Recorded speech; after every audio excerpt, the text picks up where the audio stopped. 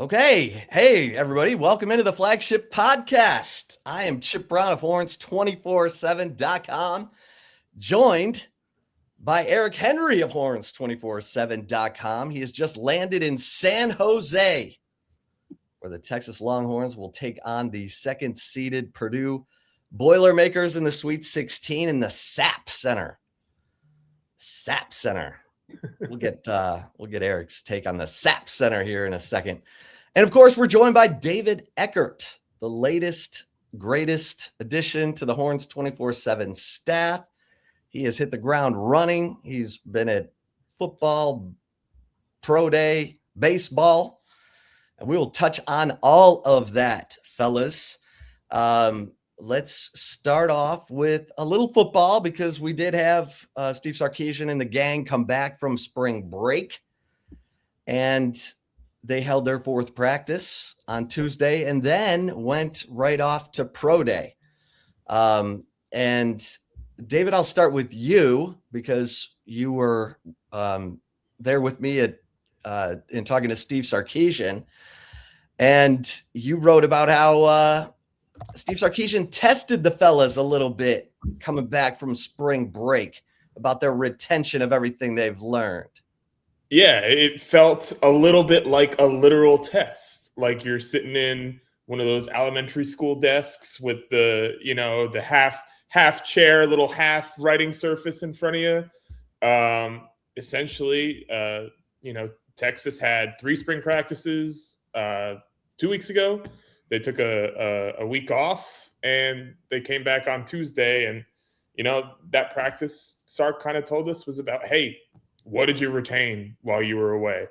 And I think they kind of used that to decide what needs more reinforcement and where they're good, where they've kind of taken in the info and were able to retain it. So I think that was especially kind of interesting for the defense, right, where they're learning a new system.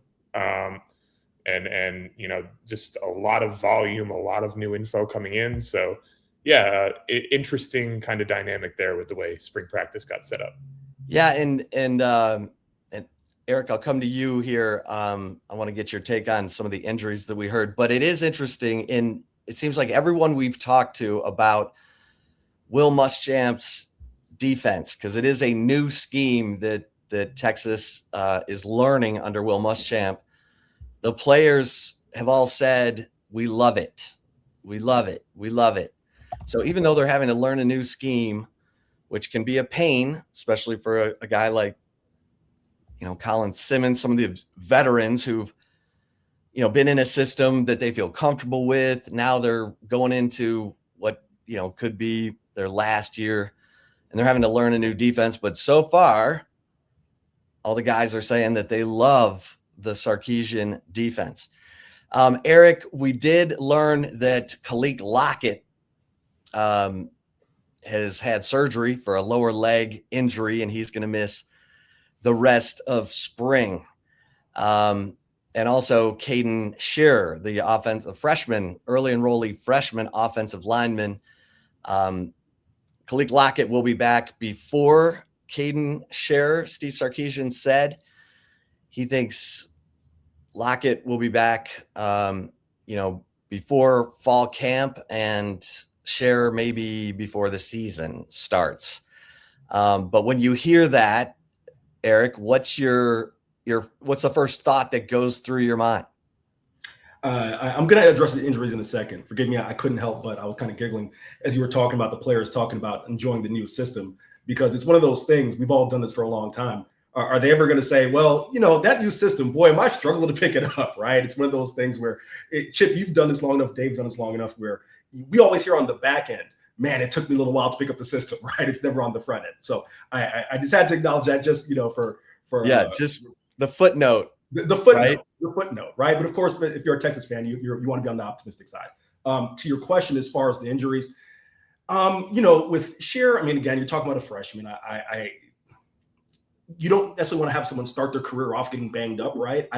I hate to apply a name to this because it's not really great to do, right? But I think the first thing that comes to mind, one of the first players that comes to mind is Come on, not Ethan Burke. Help me out. Westlake, Colton Voss, Colton Voss, right? Who someone you've had high hopes for a while, and they've spent a lot of their time banged up. So you hope it's not one of those situations. You hope Colton can break out this year. As far as Khalil Lockett is concerned, I'll bounce this off of you, Chip, and you let me know if you think I'm overstating it any. This feels like a make or break year for Khalil Lockett, and it's not even fair to do that to a second-year player. But by virtue of the circumstances of the receiver room and the nature of college football in 2026, guys aren't sticking around until their third and fourth year to go on the playing field, right? So I guess I'm going to answer your question in the form of a question for you. Does this not feel like something that could significantly hamper his opportunity at Texas when he's a guy who needs all the reps he can get in spring to try to crack a deep receiver room? Yeah, I mean, when you've got a guy like Jermaine Bishop in the room who's now getting more reps, and remember, Ryan Wingo is limited coming off of the wrist surgery, off-season wrist surgery, and Emmett Mosley is limited coming off the lower leg ankle injury that he suffered late last year. You don't want to be losing any time or reps to a guy like Jermaine Bishop. And of course, you've got Dalen McCutcheon and Ryan Niblett. They're all trying to make their case right now. But yeah, Khalil Lockett, he was having a good start to spring. I mean, the windows that we saw, he was confidently running routes and catching the football. And we know that he had his moment in the Citrus Bowl with that 30-yard touchdown catch on the pass from Arch Manning. So, yeah, I mean, to me, when I heard this, I thought, oh, wow, Jermaine Bishop's going to be getting more reps now. So, any other thoughts? Oh, Steve Sarkisian, of course. Steve Sarkisian. Oh, we did get a couple of minor injury updates from Steve Sarkisian saying that, Arch Manning is throwing more. Trevor Gooseby is in pads, even if he's not in the team periods. And Justice Terry, who has a shoulder injury, also in pads, but not in the team periods. So guys Wingo. Wingo's doing some stuff now too. Yeah, Wingo's doing some stuff now. So guys are working their way back in, which is good news. And we'll see how many are maybe active for that orange-white game on April 18th. But Steve Sarkisian did talk for the first time about Lawrence Seymour, the Western Kentucky transfer guard who received an NCAA eligibility waiver extension. So he'll be able to suit up for the Longhorns in 2026. And Steve Sarkisian said, we're trying to get experienced on the offensive line, and this guy brings experience. I don't know if there's, anything else, David, I'll say to you that you heard from Steve Sarkisian on Tuesday that grabbed your attention. Well, I thought it was interesting touching on Seymour that Sark he played LSU. And Sark really honed in on that LSU tape and thought that was really good. That's one of the reasons that he's here. But not particularly. I thought it was kind of one of those things where it's like pro days coming up, so we're half talking about pro day, half talking about spring practice, and Sark is trying to support his guys who are getting ready to go for pro day, and at that time it was an hour after he talked, so it was kind of an awkward halfway house of availability. But I think we touched on most of the major stuff. Yeah Eric, what is interesting that Steve Sarkisian zeroes in on the LSU game against Western Kentucky and felt like Lawrence Seymour held up. And that turned out to be one of the reasons they felt confident in pursuing him. Yeah, I when Dave mentioned that and you mentioned that, I just want to touch on it really quick. I don't have the score in front of me. Maybe you guys can look it up as I'm talking. I'm going to guess that score didn't end up being any higher than 24-3 but I watched that game. That game was like a 7-3, 10-3 type of game going to the fourth quarter.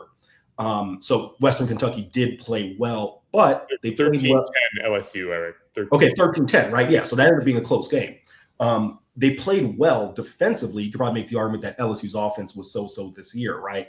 That the game wasn't necessarily up to Western Kentucky's offensive standards. Where I'm going with that is this.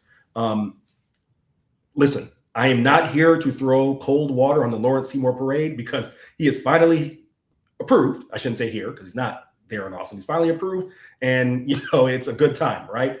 I do think, and I'm sure Eckert and Chip, we'll all dive in this as a team. There's something Western Kentucky runs a very specific offense. We've covered it before in talking about Tyson Helton, right? It's a variation of the air raid. It's a lot of predetermined reads. It's a lot of quick throws. Chip, that's not Steve Sarkisian's offense. No matter how many times, you, me, anyone else has said, man, it'd be nice. And you wrote about it extensively last year, right? Steve Sarkisian's going to do 5-step drop. That's not in Western Kentucky's offense. So I am not here to say that Lawrence Seymour will not or may not be good as advertised, but now that he's officially approved, I do think we can start some of the scrutinizing process of how he may fit, considering Steve Sarkisian's point to that game as a reasoning for his optimism. Yeah, and it is interesting that I think every offensive lineman except for Trevor Gooseby, who every projected starting offensive lineman for Texas, rated higher as a pass blocker than as a run blocker, except for Trevor Gooseby, who does both equally well. So that's going to be something to watch as well, which kind of leads us into Pro Day, because I think there was some concern about the strength of Texas linemen. Cole Hudson admitted that when he first started training for the NFL draft, he was doing about 12 reps of 225. He ended up doing 19 on Pro Day. And Ethan Burke did 15 reps of 225 on the bench, but he's got super long arms. He's got an 83-inch wingspan. But I think some Texas fans were saying, that Texas has lost its way in terms of its strength program, that under Tom Herman and his strength coach, Yancey McKnight, they did a bunch of heavy lifting. They did do, a lot of bench press, and they had good numbers at Pro Day and the Combine. Torrey Becton is a guy who is about performance training. He trains for explosiveness. They're not doing a lot of the heavy, deadlifting and that kind of thing. So, it's going to be an interesting argument, because I think some fans are going to be stuck in their mind, Eric, that, hey, where's the strength on this offensive line? And is that contributing to their problems? Yeah. Chip, you're just trying to come down my alleyway and send me down a 10-minute rabbit hole on lifting, aren't you? Well, I mean, you're our guy. I am not going to turn this into a strength and performance podcast. Okay. However, one of the more fascinating interviews I think I've done in my career is with former Miami strength coach during the 2000s Hurricanes, all the Hall of Famers, Ed Reed, Brian McKinney, et cetera, a guy by the name of Andrew Swayze. He was recently at Colorado. I'm not sure where he's at now. I had a really good interview with him when I was covering FIU. And one of the things we talked about were those strength numbers, right? Because me, and I very rarely ever talk about, playing experience here, but my 1 year of Division II football, we didn't have, this is, 15 years ago, there was no strength in performance, right? It was just lift heavy, right? That's all you're trying to do. What you do now has evolved, right?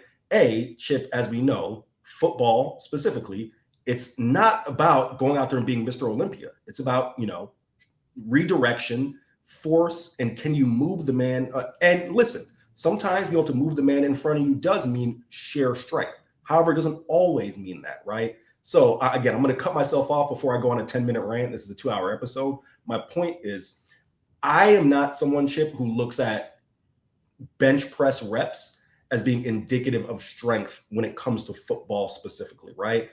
And also, that's such a very specific thing for very specific examples, right? For example, if you guys remember Shaquem Griffin, right, the former UCF player at one hand, the reason it was so important to see him do 225 is it's obvious. That's obvious. He has one hand, right? You need to see some sort of that traditional strength.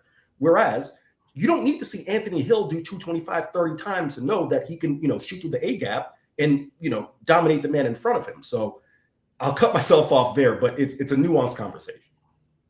Yeah. And Eric, just for the record, because you got are they 24-inch pythons?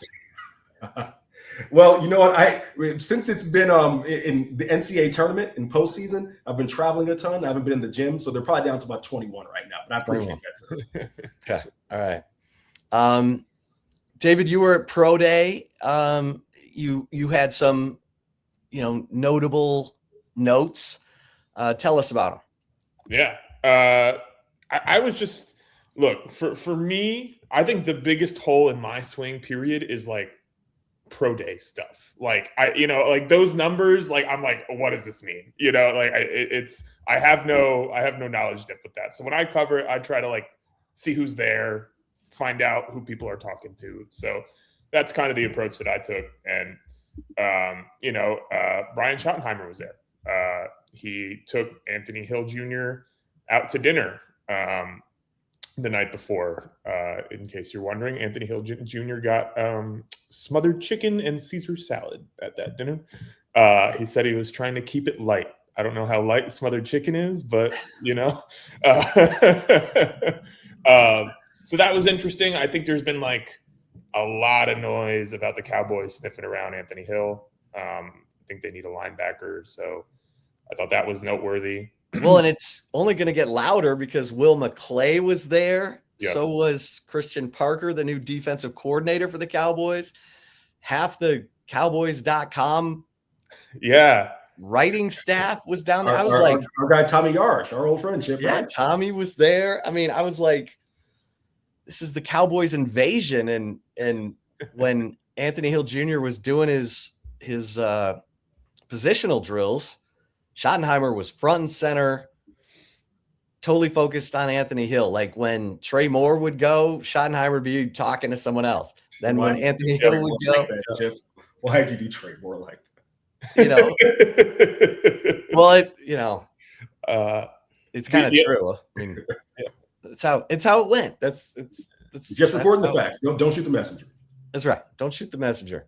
But yeah, the Cowboys really didn't hide the fact that they were, down there with a lot of interest in Anthony Hill Jr. And then Anthony Hill Jr. acknowledges, yeah, we went to dinner last night. Yep. Okay. Yeah, definitely. Okay. Definitely interesting. I think the other thing, and I didn't include this in the story that I wrote, but the other thing that stuck out to me was how much everyone there was already thinking about what this is going to be like for Arch next year. I saw him. Arch had a pretty extended conversation with Schottenheimer as well. I don't know that Schottenheimer will still have a job if they're in a position to draft Arch next year. But I thought that was noteworthy. And then I just think pro days they're about, to me, the guys who really they don't get invited to the combine. I mean, that's who it's really important for. I think Ethan Burke did well. I think Cole Brevard did really well.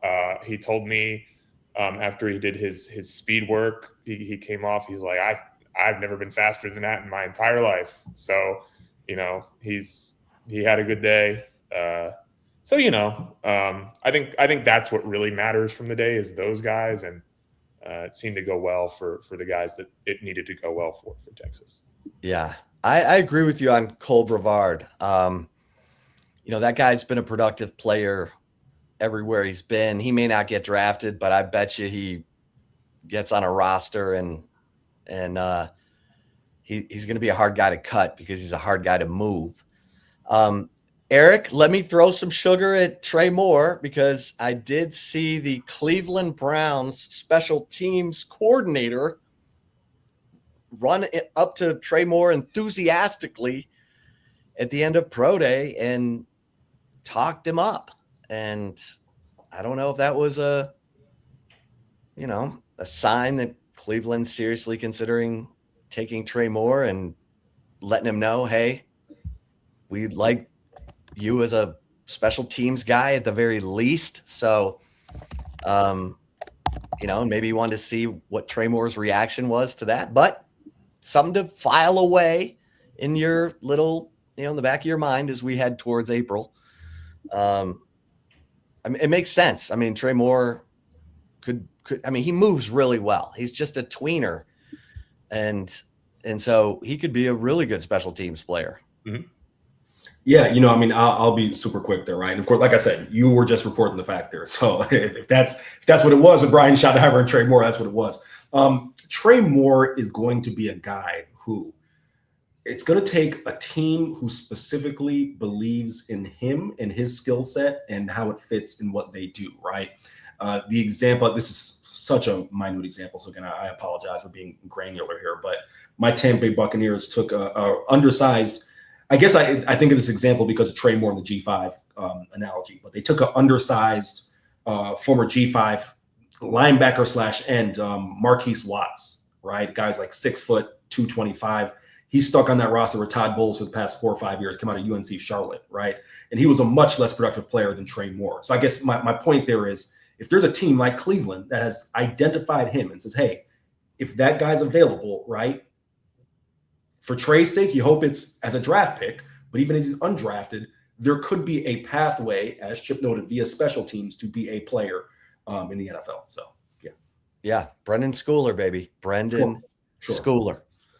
And I wrote about going into Pro Day, how, as David mentioned, some of these guys who don't get invited to the Combine, who turned Pro Day into a Pro Bowl appearance. Michael Dixon, the punter, Brendan Schooler, Henry Melton, back from the 2008, his final year, got moved to the defensive line under Will Muschamp, ended up becoming a Pro Bowler on the defensive line for the Chicago Bears in 2012. So that Pro Day can mean everything to certain players. All right, let's get to the Texas Longhorns men's basketball team. Our man Eric Henry is in San Jose. Now, Eric, I did some math. The Longhorns and you have traveled 6,500 miles since the start of the first 4.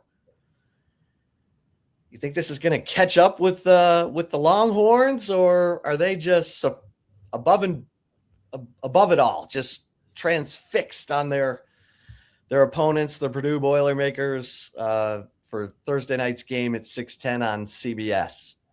I'll be completely honest with you. If I thought it was going to catch up with, if it was going to catch up with them, I thought it would have caught up with them in Portland, specifically making that turn from Dayton, because I just know how I felt making that turn from Dayton to Portland. I didn't have to dribble one ball. I had to take one shot, right? All I had to do was get dressed and show up to the arena. And I know how I felt. Sean Miller keeps leaning to saying, hey, these guys are young, so on and so forth. And that's true, right? Younger bodies can adapt better to all the travel and so on and so forth. And listen, the Longhorns are flying direct. They don't have to make the layover in Denver or make the layover in LAX like I do. But, I think they'll be fine. I don't think the travel will catch up to them in the sense that when you get out there, Chip, the adrenaline, the motivation this team has been playing with has been palpable. It's shown, right? And we've seen this team fail to play that type of motivation when they're just coming from, their off-campus apartment to Moody Center. So I think it's a very real stat how long they've traveled, right? And I do think, quite frankly, we could go back. I think that called with football a little bit. Was it last year, Chip? They did a ton of travel. Was it last year or the year before? I can remember which. They had to go to Atlanta a couple times. I think it was last year, because last year went to Georgia. So the years all run together. My point is, I think in football, those things matter a little bit more. But I think in the Sweet 16 with a chance to go to the Elite 8, and they've had at least a day of rest, in between games, I think they'll that won't be a factor.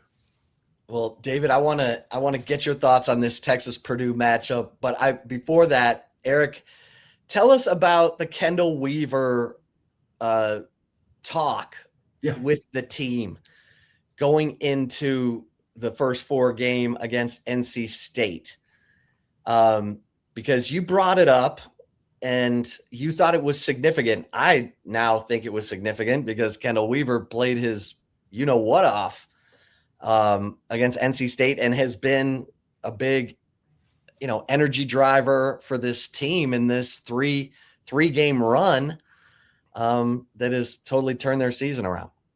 Chip, the only reason I thought it was significant, we've all, again, done this a long time. We've heard numerous players only, conversations, how those things go, right?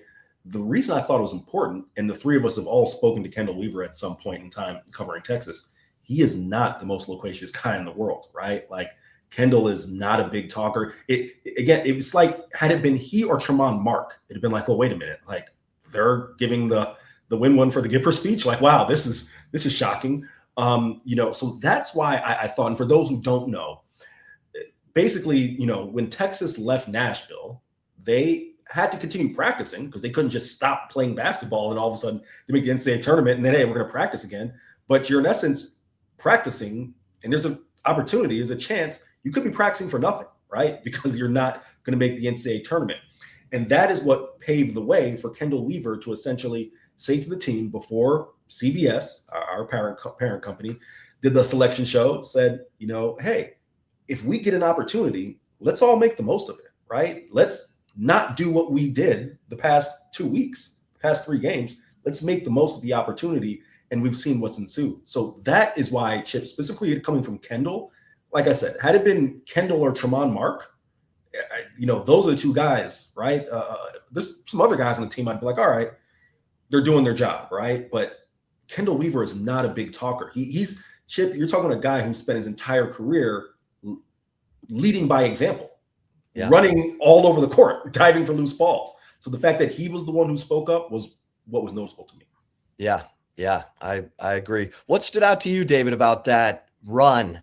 They beat NC State on a last-second shot by Tremont Mark, who hit his last 4 shots and 5 of 6 in the second half. He was outstanding. Weaver helped, keep the energy going from the team. And then against BYU, it's Matas Vokatitis with 23 and 16. And then against Gonzaga, it's Jordan Pope, it's Nick Cody, it's like more guys are stepping up, like bees to honey. What stood out to you? They're playing defense. That's kind of, you look at the scoring outcomes in the last 3 games, the NCAA tournament games, 68, 71, 68. If Texas had found a way to do that over the course of a full season, you're talking about one of the 2 or 3 best teams in the SEC, right? It's just they just could not guard anybody. Everybody was kind of laughing all year about Sean Miller dropping, bleeps in his press conferences about the way his team defends and how they can't stop fouling and stuff. But we have a virus called fouling. Yes, they will foul the bleep out of you. Foul the living bleep out of you.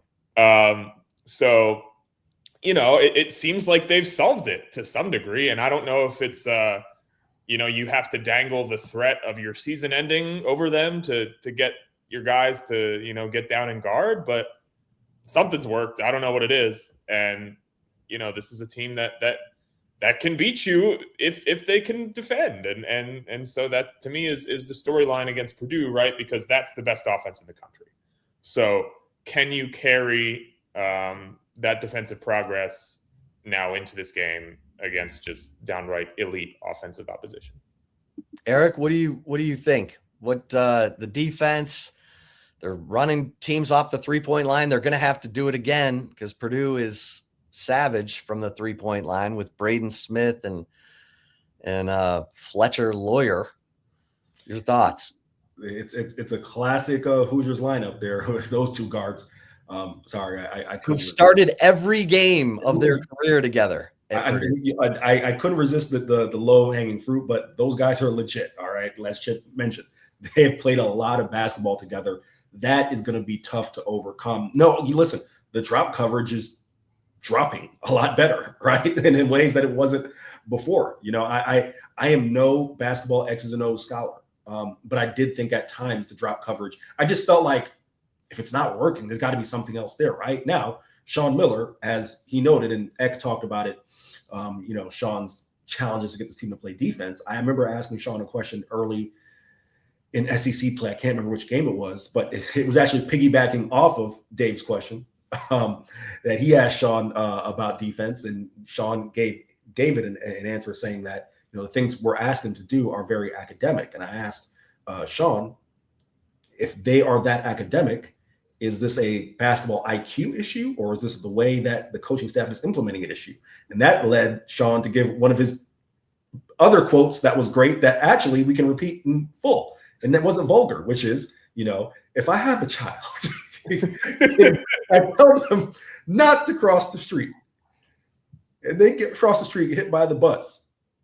Damn it, I told them not to cross the street, right? Like it's led to that. So the fact that they're executing the defensive principles better, it certainly makes a difference. But to your point, Chip, this is one of the best offenses, if not the best offense in the nation, led by one of the best floor generals in the nation. And I think especially we'll see the status of Jordan Pope. He did not really take part in the practice today. Not much of a surprise there that he's going to get as much rest as possible. But I'd be stunned if Jordan didn't play. Jordan said to me in Portland, he's 90 minutes from his hometown.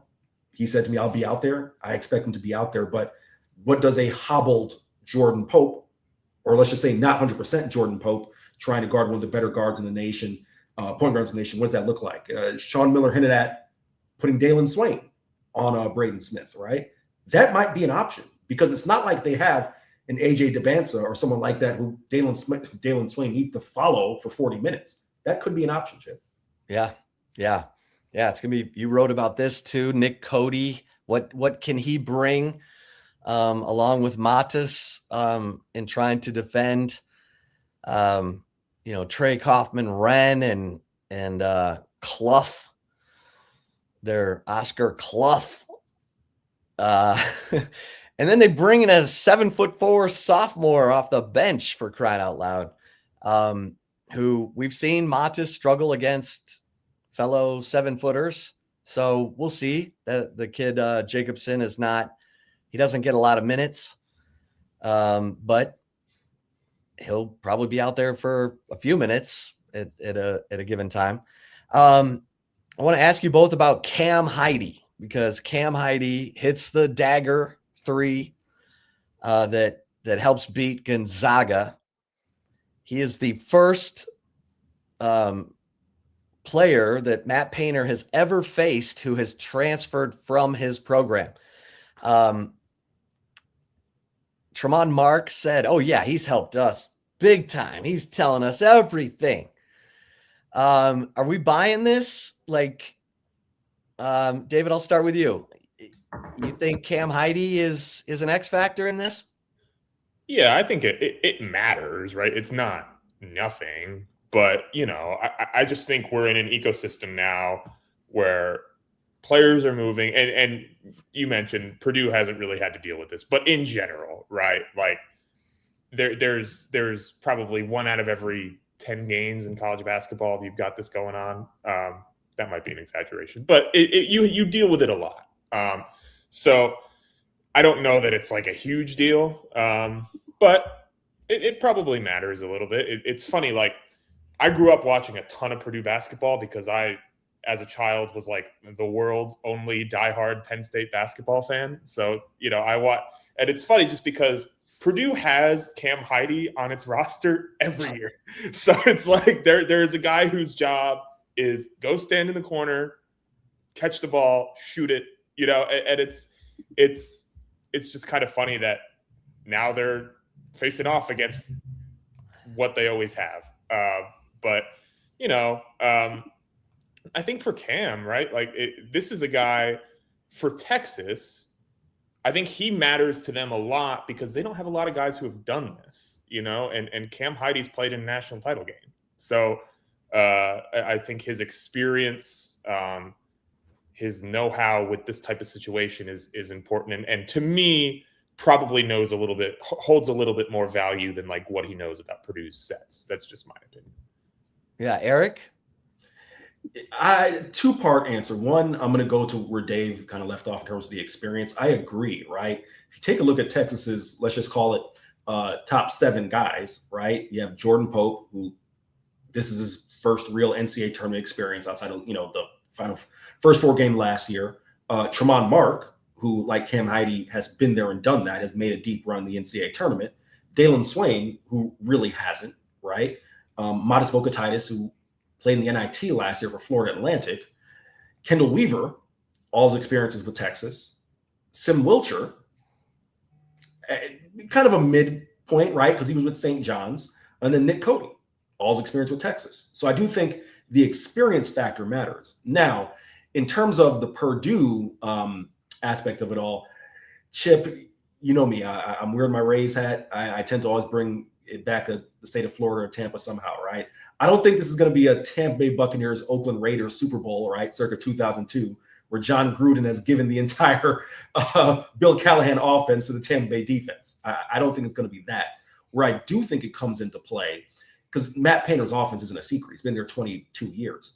Where I do think it comes into play is Cam Heidi can give very specific things, specific nuances about the players and maybe a strength or a weakness here or there. I think that's where it comes into play more than, hey, we're going to know what they're running and when they're running it. Like that's not going to happen because, it's not really much of a shock or a surprise at this point. Yeah. And Sean Miller even said that he was talking to Cam. Why wouldn't you? He spent 3 years with Braden Smith and Fletcher Lawyer. He was in their recruiting class. Trey Kaufman-Wren is a 5th-year senior. He redshirted as a freshman in 21-22, but he also was there. And of course, as David mentioned, Purdue, all these guys, Trey Kaufman-Wren, Braden Smith, Fletcher Lawyer, were part of that Purdue team that lost to UConn in the national championship game 2 seasons ago. And Braden Smith just broke Bobby Hurley's 33-year-old Division I assists record. But it is interesting. Braden Smith had a bad game against Miami. Purdue won, but Smith was off with his shot. He had 8 turnovers to go with 8 assists. By the way, when Braden Smith has more than 5 turnovers in a game, Purdue is 4-5 the last 3 years. So against high major competition. So can Texas get the ball out of Braden Smith's hands, make him uncomfortable? We shall see. All right. The Texas women. Wow. I got to say, wow. Because Oregon came into town and they've got a second team all Big Ten point guard and Katie Fizo, who is just like a future assassin. She's a sophomore. Oregon's young, but they're super fast. They run really good stuff. And Texas blew them out of the gym, 100-58. I don't even think Kelly Graves, the coach of Oregon, said, we thought their 3-point shooting was a weakness. And then they come out and hit 8 of 12 threes against us. So Madison Booker scores a career high 40. Justice Carlton kind of gets off to a slow start. Taya Sidbury comes in and hits everything. And it was just impressive. And really, everyone's going to remember this game because of the salute to Rory Harmon at the end. Vic taking her out, so that she could get her standing ovation. Vic crying, talking to the crowd about Rory after the game. It was Rory Harmon's last home game in the Moody Center because now Texas women head off to Fort Worth where they'll take on Kentucky. Now, Kentucky is one of the few teams in the tournament that can match Texas with size in the front court. They have 6'5", 6'5", and 6'4" in their starting lineup. And Clara Stack, Claire Strack is legit. She's skilled. She can hurt you, but guys, I don't know if Kentucky has the guard play to compete with Texas. They turned it over 23 times in their one and only meeting this season, which was a nail biter because Texas kind of fell asleep. Saw a double-digit lead get cut down to 1. Justice Carlton hit a 3 with about 2 minutes and 52 seconds left, and that 1-point lead stretched back out to a double-digit win. So, David, I'll start with you. Your thoughts on the Texas women going into Fort Worth? Yeah, I just think they're a juggernaut. It's just they have everything that you need to, it's like I look at that roster and I'm like, I just throw my hands up. Where do you go to beat them? Because I don't have an answer to the question. They're deep, they defend, they're big, and as they did against Oregon, as you mentioned, they occasionally have a game where they shoot from outside, and it's interesting because if you're coming to play Texas, and you want to upset them, you probably have to have that type of game where you just make a ton of threes. But if Texas has that type of game, they're going to beat you by 50. So, it's just they're at home more or less, right? I just have a hard time seeing anybody get over the hump with them. I just think they're demonstrably better than pretty much everybody in the country, aside from the other 1 seeds, many of which they've already beaten. So I think 2 of them, right? That just not UConn. Yep. So I think I like their odds. Eric? Yeah, no, I mean, I'll be super quick. Dave covered a lot of ground there. I'll just say this. One of the things that I really like about this team is they are battle tested, but also they've already had their scare, Chip, in a way that last year's team didn't quite. I think that's not out of bounds to say. Like, they've already had their scare where it's like, okay, are we as good as we think we are?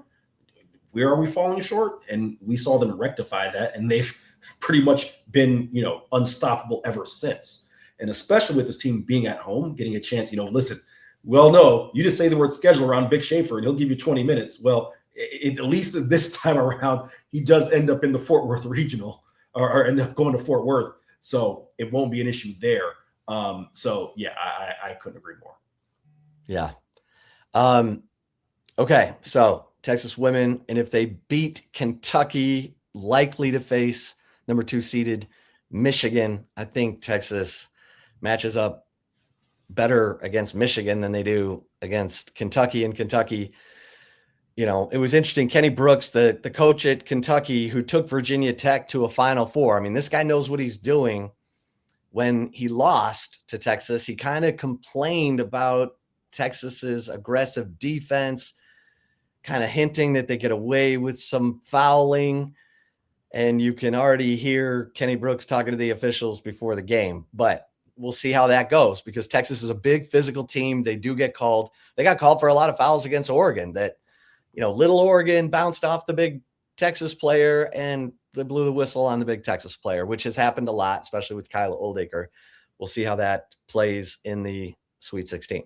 All right, let's get over to baseball, because it's a good news, bad news thing going on with Texas baseball right now. David, you were in Plainsman Park for number 2 Texas versus number 5 Auburn. Take us through that journey, because it was wild. It was. It was. I've covered a load of college baseball. Like I've been to most of the SEC by now. That game day environment was awesome. Like that felt like super regional, at a place that really cares type vibe. And I think for Texas to lose Friday night in a manner that just, like, the word excruciating doesn't cut it, they blow it in the 9th after an emotional go-ahead homer in the top of the inning. What would have been a game-tying single goes through Aiden Robbins' legs in center field, and 3 runs instead of 2 score. Auburn wins the game. And Aiden Robbins is the guy who hit the home runs. Yeah, he had 2 in that game before that. So, and when he homered in the 9th to go ahead, he did one of these, when he touched home plate, and Auburn fans did not like that. They did not care for that from Aiden Robbins. And so come Saturday, he was just like public enemy number 1 in a way that I don't know I've ever seen at a baseball game. Like, you get that at basketball sometimes, but it was just like everybody's energy in this stadium right now is focused on hating Aiden Robbins. And to be clear, that ball went through his legs at the speed of a little league. Yeah, he's got to come up with it. He had kind of, I think, gotten caught in between playing it safe and making an aggressive play that would have allowed him to maybe cut down the go ahead run at home, or excuse me, the tying run at home. So mental mistake, I think, but he comes back the next day, makes up for it. I mean, he homers, he has another hit, has a couple really nice defensive plays in center field, all the while, like, everyone in the stadium is just booing the crap out of him. There was a chant, like a "We hate Aiden" chant. And you could hear all this because the press box is in the outfield. It is. I could almost reach out and touch the right field foul line. I think I had the worst seat in the entire stadium. It was a challenging environment to cover a baseball game. But I was very impressed by him mostly, but also by Texas, because that's the type of game that you fold from, right? Like, you come back the next day, it is beyond easy to just fold. And they didn't. Luke Harrison gave him a great start. They got out to a 6-0 lead that they tried their darndest to blow, and we'll talk about that bullpen. But and then Sunday they come back, they take the air out of the building right away. Dylan Volantis isn't great, but they go to 2 freshmen out of the pen, and they're awesome, and they kind of sleepwalk to a 5-0 win, and they take a series on the road against a top 5 opponent. So really positive, I think, on the whole.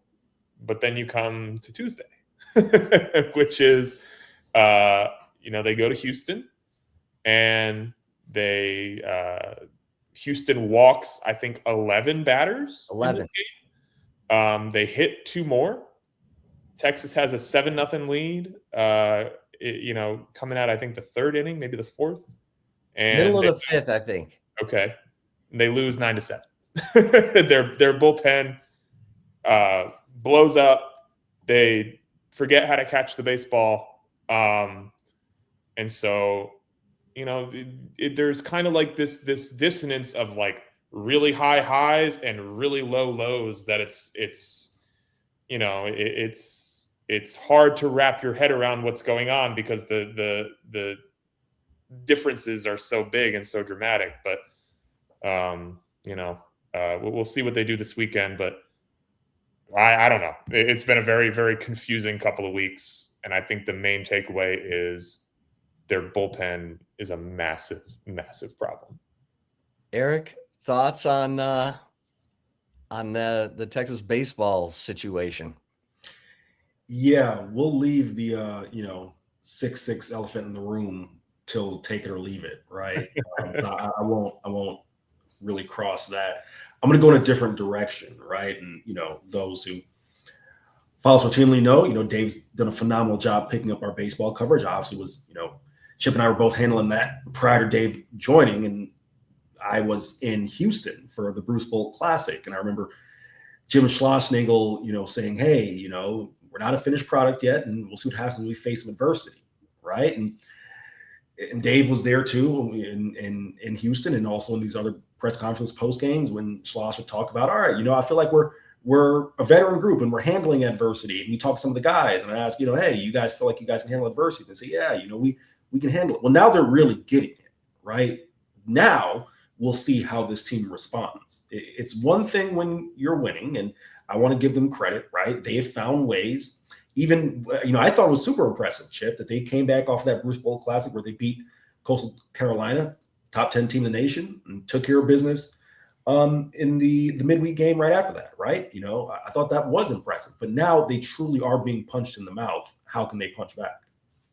Well, and David, I'll bring this up to you because before the collapse on the Friday night against Ole Miss, where they're leading 7-3, they give up a 2-out grand slam in the bottom of the ninth and end up losing in 11 innings. They hadn't had their hearts ripped out like that. Now they bounced back. They won the series. But then it's happening again. They lose to Tarleton. They lose to Houston. They lose the ball that goes through Robin's legs in game 1 against Auburn. Almost lose game 2. This starts to play on the the doesn't it? I mean, it's almost, you're not free and easy up there anymore. You're like, man, I got to do something here. Because they only had 3 hits against Houston. That was because of all the walks and the hit batsmen. And that's where all the traffic came from. They only had 3 hits, but they were up 7-0. It was kind of a weird situation. But does it seem like maybe it's in their heads now at the plate? Something Schloss said today that I thought was very interesting. The first part of this, he did not say that. I'm editorializing. These midweek games for a team that's in Texas position that, unless something very dramatic happens, is going to host a regional, they do not matter. They are not games that are going to impact your end of season status. They just aren't. You have too many good opportunities to play really good teams in the SEC. Unless you lose 7 of them, they're not important. So, but I feel a but coming. But they are important, Jim Schlossnagle said, for the vibes of the team. It matters. Winning those games matters because, winning feels good, right? Blowing a 7-0 lead and losing 9-7 as you stand out in the outfield while your bullpen walks 30 people, that does not feel good. So I do think there's something to the idea that, maybe the vibes are shifting a little bit. And I'll be interested to see how they deal with that against OU this weekend because, I think they've coped with adversity well, but they're not flying high anymore. They're not the team that started 15-0. I think they got to 17-0, whatever it was. But it's the mentality has shifted, and we'll see how they cope with it because baseball. And you guys know this. You guys understand baseball. Half of the battle with baseball, I think more than any other sport, is mental, because it's a game of failure. If you are a Hall of Famer if you get a hit 30% of the time. So, how do you cope when it's not going well? It really matters, and we'll see. We'll see what the results are this weekend. OU top 10 team coming to town. So. All right, good stuff there. Texas softball swept Baylor. They've won 26 straight, and they have run ruled their last 4. They've won by run rule in their last 4 games. They play Texas A&M this weekend. That will be good. That's also in Austin at McCombs Field. So you got A&M over at McCombs. You got OU at the Dish. But let's get to everybody's favorite part of the show. A little take it or leave it. Y'all ready? Ready? Let's do it. Don't go anywhere. We'll be right back. All right, welcome back. It's time for everybody's favorite part of the Flagship Podcast. Take it or leave it. David, you want to take it away? Sure. Let's do it. All right. Take it or leave it. Sean Miller's Longhorns have the dream come to an end in the Sweet 16 against Purdue. I'll kick this to Eric first because he's our guy on the ground there. Eric, take it or leave it. You're a regular host, Eckert. You're a regular Chip Brown. Look at you. I am genuinely torn on this because I do believe that there's a pathway for Texas to win this game. And there are a lot of circumstances, such as Purdue being just a program that have been prone to disappointments at times, right? I've actually encountered a couple of Purdue fans in our hotel who are on edge saying, sometimes we lose when we're not supposed to. You have all those circumstances. I am going to take it because I do genuinely wonder how healthy Jordan Pope is. And you do need his outside shooting. You need his 4 or 5 threes on a night like this. Otherwise, I'd feel inclined to give Texas one more game, but I can't. So I'm going to take this. What about you, Chip? I look at the numbers. I look at the stats. I look at the wins, like Purdue beating Michigan by 8 in the Big Ten tournament with their bigs going off and their guards. And I'm like, there's no way Texas is going to win this game. But, I mean, I watched that Purdue-Miami game and I saw Braden Smith kind of flopping around. I was like, what is going on here? My gut says to leave it. So I'm going to leave it because Purdue is, or I'm going to take this. Sorry. The dream comes to an end. I'm going to take it because these guys have played together for 3 and 4 years. So if Purdue loses this game or Texas does something incredible to win it, I will gladly come back next week and say, I was dead wrong. And kudos to this person, blah, blah, blah. And Texas is at that point, it would be either the Final Four or not, but having reached the Elite Eight. All right, that was a long-winded answer. David? Yeah, Texas can win this game, right? They can. I don't think the good math says to predict them to do so, right? Purdue has better players. They have, as far as Ken Palm is concerned, the top offense in the country. I know Braden Smith wasn't great last time out. He's probably the best player on the floor. Dalen Swain might have something to say about that, but for me, that's who I'm going with. So I'm going to take it. I think this is the end of the road. Give me Purdue by like 6 or 7, 7 or 8 in this game. Yeah, that's right where the line is. I think it opened at 7.5. All right, Eric, you or me? I'll take this one. Take it or leave it. Number 2, Madison Booker will score at least 30 points one more time for Texas in the NCAA tournament. Take it or leave it. I'm going to take it. I think Madison Booker's on a mission. I think she and Rory Harmon are like Maverick and Goose. They are out trying to take down Miggs. And I think Maddie Booker is in her mid-range Maddie form. So I'm going to take this.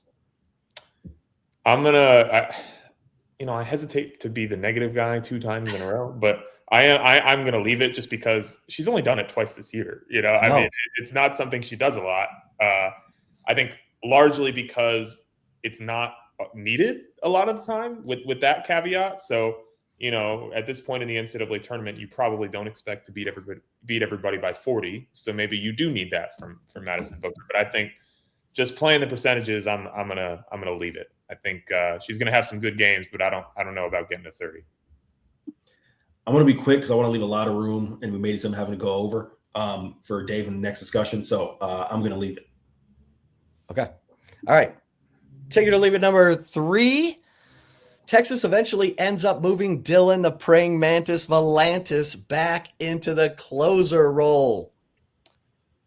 Take it or leave it. Let's go to our man, David Eckert. Yeah, this is tough. I'm going to leave it. I don't think they get there because I think they have a budding Dylan Volantis in Sam Kozar. And I think, shuffling the deck chairs only gets you so much because if Dylan Volantis is your closer, somebody's got to start on Sunday, and that's probably Sam Kozar. So, it's just like, do you want to take the time to stretch Sam Cozart back out? And it's just, I don't know that it makes sense to shuffle the chairs just for the sake of shuffling them. I'm gonna leave it. I think they stick with it as is. They ride Dylan Volantis as probably the best Sunday starter in America. What all the young arms, David, it looks to me like Cal Higgins is a shot fighter right now. Like, they tried to get him right back up on the horse. He didn't look good. And then they brought him back in, got him on the horse again. It didn't look good. So now I don't know how long you go. And this is why Max Wiener is, Mr. Baseball and when it comes to pitching. But Thomas Burns, he hasn't looked much better. And you had your big flame throwing righty and Thomas Burns and your big flame throwing lefty and Cal Higgins. And both of these guys are having to work through some stuff. And it's the young guns. You wrote about it. Tell the folks about these young guys who are kind of showing some fearlessness. Yeah. I mean, Sam Cozart, who, if you're not following along, is I think 6'5" or 6'6", is 19 years old, has a better beard than I will ever be able to grow, looks like he's Paul Bunyan, and talks like he's like a CFO at a financial institution, like just an incredibly impressively mature young man. And so has great stuff, is going to light it up 95 in the gun. He's got a cutter. He's got a really good splitter. I just think he's going to be their guy out of the bullpen because he has to be. Brett Crossland, another freshman, huge kid, maybe also 6'5", 6'6". I don't have the roster in front of me. Throws 97, with a really nasty cutter. He's starting to throw some strikes. Michael Winter, another freshman that they really like. He's sick right now, but when they get him back, I think it is going to be one of their primary options. So I think those three guys, if you're Texas, you need them to say, hey, we're freshmen, but we're ready for this. Because to be honest, the veteran guys have kind of showed you that they're not. So you got to turn to them. They've got the best stuff on the roster. You need them to you need them to come through, and so far, good returns. So, yeah, and I'll say this about Cozart because I talked to his dad and his brother, Jacob, who's in the Cleveland Guardians organization, and Cozart was so ahead of schedule in his growth plate. He was like the ace on the high school team as an 8th grader, to the point where Jacob was a senior and Cozart's throwing, Sam is throwing on senior day, and he's just kind of, throwing some stuff half hard. He's getting outs. His brother comes out there and says, "What are you doing?" He's like, "I'm getting outs." He's like, "Yeah, but you're throwing like a pussy willow." And Cozart then just starts throwing fastballs through guys, and, the rest is history. But I'm totally fascinated by Sam Cozart, and he looks his jersey number. He wears number 35. Yeah. Eric, what say you about this take it or leave it? Do you think Big 99 ends up back in the bullpen? I just would like to make an editor's note as a producer of this podcast. Chip used the word pussy willow, which means our G rating is still intact. Folks at YouTube who heard that. First off, a lot of good stuff there. That's why I thought it's a great conversation to dive into. So great information, Dave and Chip, the back and forth there. I am also genuinely torn on this. I lean towards taking this, but after hearing Dave's answer, and Dave is much more nuanced in terms of what I'm going to say, what I'm going to kind of posit as the possible out recruiting of talent on the roster, meaning if the freshmen are that good, right, and their stuff is that good, then okay, yes, Thomas Burns is supposed to be our junior closer, right? But if these guys are ready to take the role, they'll do it. Yes, Cal Higgins is supposed to be a veteran, came from Western Kentucky, but if these guys are ready, then the talent is there, right? It's just like, each new coach wants to come in and out-recruit the previous class. That's just the way it works in college athletics. So if they're ready, then that gives me some confidence that, hey, they can at least step in and possibly fill this role before going to the break glass in case of emergency scenario, which is moving Dylan Volantis back to the closer role. So I will leave it. What about you, Chip?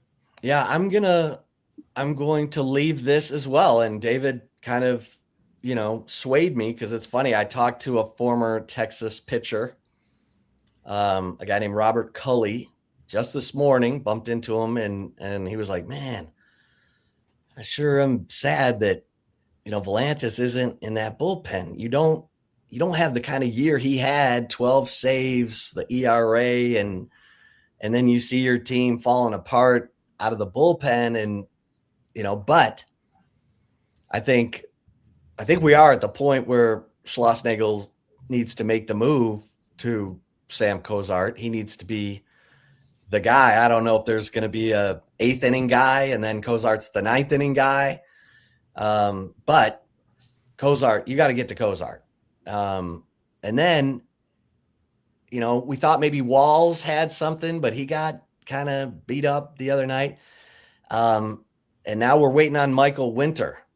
David, how long do you think before we see Winter again? Schloss told us today that he had a doctor's appointment this morning. So, but even if he was cleared, like, he hasn't been able to touch a baseball for weeks. So they don't really envision him coming back this weekend, even if he's okay. Maybe looking at a next weekend, just building up to it type of thing. I think you're probably going to be waiting a while until he's a difference maker again. He's going to have to build himself back up. So, maybe he's a guy for like the second half of the SEC campaign, probably, if you're kind of projecting what it takes to recover from this out.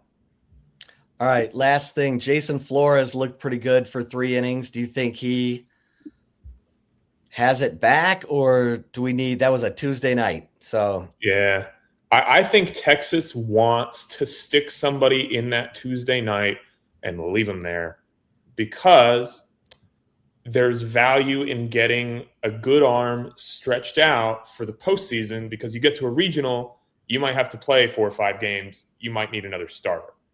And so if Flores can get stretched out to that extent, proves himself capable, I think they would like to keep him there. But you might not have that luxury if you can't get outs in the bullpen. So I think he's got great stuff. He's absolutely 100% capable of pitching on the weekend. He has done so. He started SEC games as a freshman last year. But I think in a perfect world, the way that they're looking at it now, I think they'd like to just let him pitch on Tuesdays. Yeah. Good stuff. Good stuff.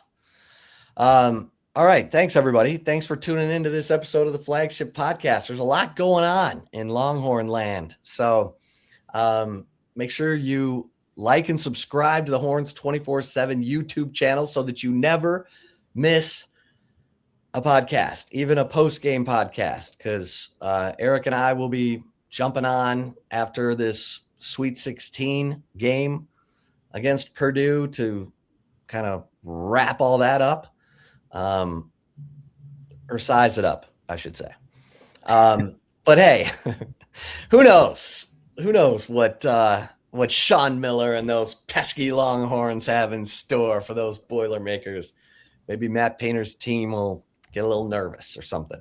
All right. Yeah. And until next time, we'll see you over at horns247.com, where you can come hang with us and talk about all these topics, because we're there for you.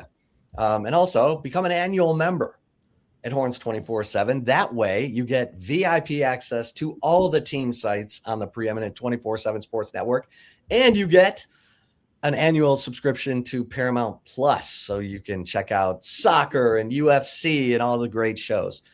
For Eric Henry and David Eckert, I am Chip Brown. Until next time, stay safe and keep the faith.